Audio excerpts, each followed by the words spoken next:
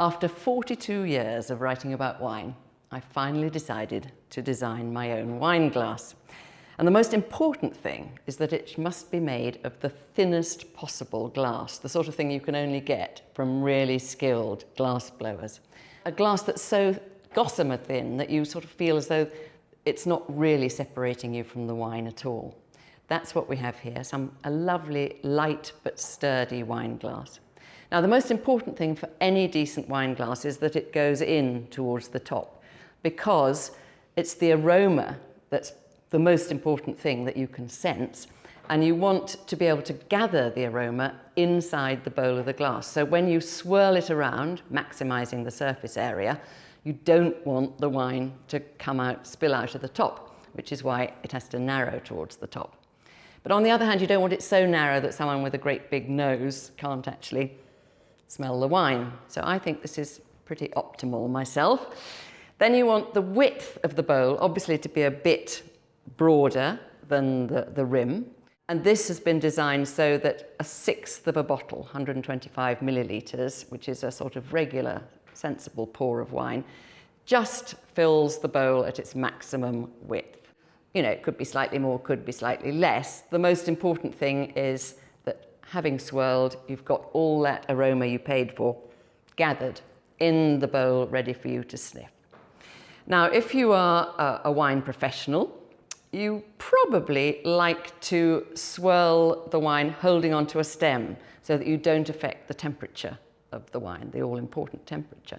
So you want a stem that's tall enough for a big hand to get themselves around it, which is obviously important when we came to thinking about the design of this glass. On the other hand, we were adamant that however thin this glass is, and I'm lazy when it comes to washing glasses, completely crucial that the glass is dishwasher proof. So we went to lots of trouble to make sure that this is not too tall for the average dishwasher. So that was a lot of consideration of the height of the stem, the total height of the glass. But the stem can, if it's too narrow, can be very, very fragile and is often where glasses break.